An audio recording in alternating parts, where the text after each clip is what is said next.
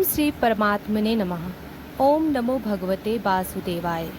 ओम श्री गुरुभ्यो नमः। सभी परम पूज्य श्रोताओं और साधक जनों को मेरा सादर प्रणाम।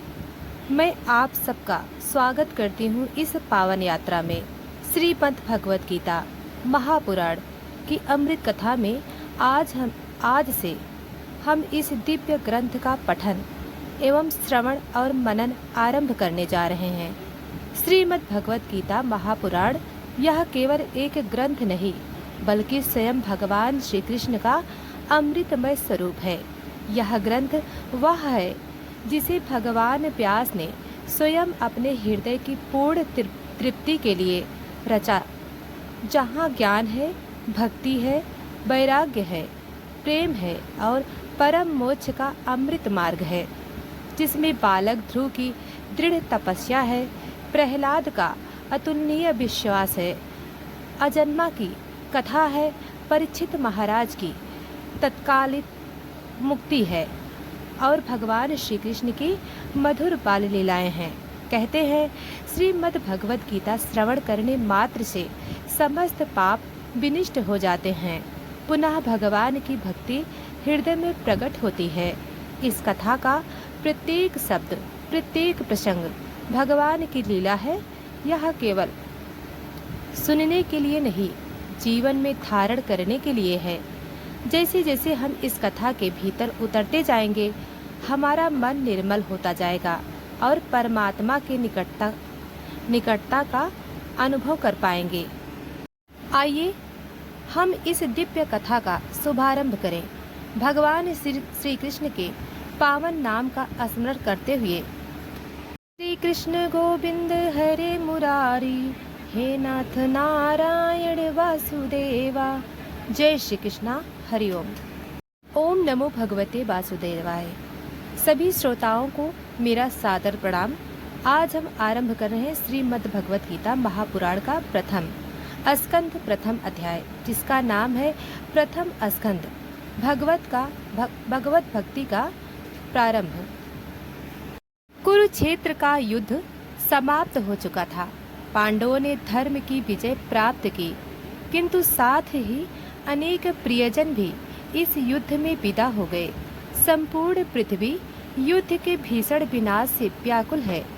ऐसे समय में महर्षि वेदव्यास ने देखा कि यद्यपि उन्होंने वेद, महाभारत, वेदांत आदि अनेक ग्रंथों की रचना कर दी, फिर भी उनके हृदय को शांति नहीं मिल रही थी।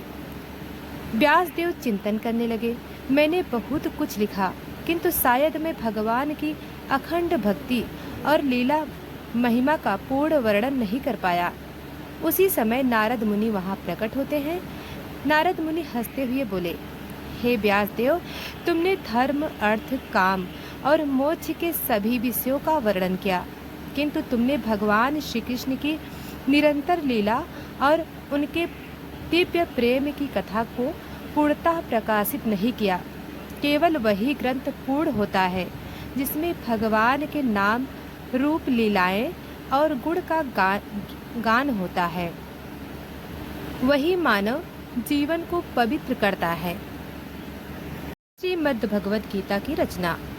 नारद जी के उपदेश से प्रेरित होकर वासुदेव ने ध्यान में बैठकर भगवान श्री कृष्ण के दिव्य स्वरूप का साक्षात्कार किया और तब उन्होंने इस परम पावन श्रीमद् भगवत गीता महापुराण की रचना की। यह वही भागवत है जिसे स्वयं भगवान श्री कृष्ण का हृदय कहा जाता है। यह केवल कथा नहीं, यह तो भक्ति, प्रेम और मोक्ष का अनंत स्रोत है। कथा आगे बढ़ती है।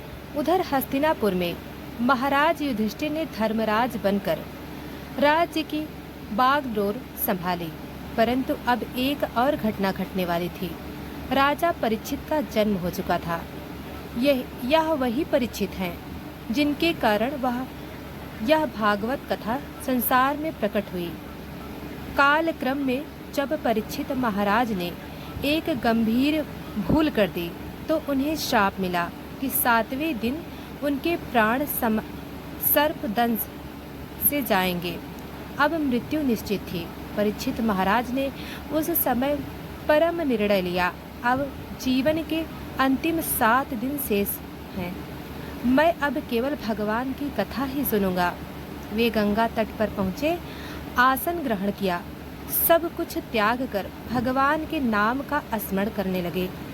उन्हें सुनाने के लिए वहाँ प्रकट हुए परम तपस्वी, परम ज्ञानी सुखदेव मुनि। सूत जी की सभा। उधर नैमिषारण्य में सौनक आदि ऋषियों की विशाल सभा लगी थी। सभी मुनि श्री सूत जी से निवेदन करते हैं, हे सूत जी, कृपया हमें सुनाइए वह महान कथा जो राजा परीक्षित ने सुनी और भगवान के परम धाम को प्राप्त हुए। हमें वह अमृत कथा सुनने की प्रबल जिज्ञासा है।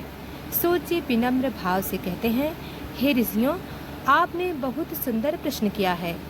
संसार में वही कथा श्रेष्ठ है जो भगवान श्री कृष्ण के नाम, रूप, लीला और भक्ति का विस्तार करती है।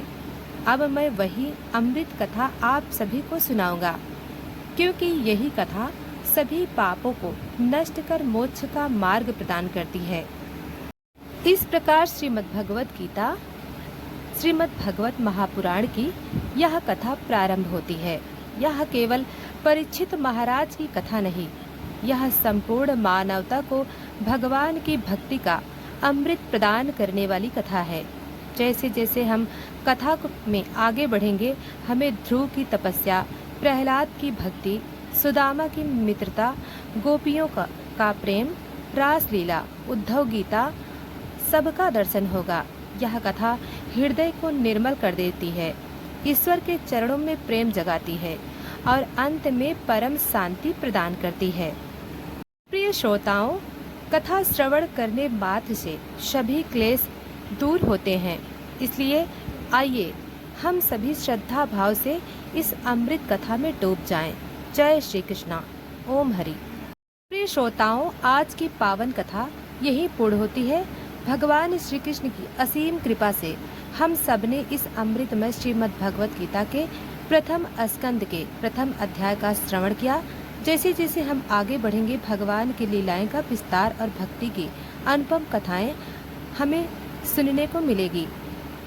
भगवान श्री कृष्ण सबके जीवन में प्रेम, शांति और भक्ति प्रदान करें। श्री कृष्ण गोविंद हरे मुरारी, हे नाथ नारायण वासुदेवा।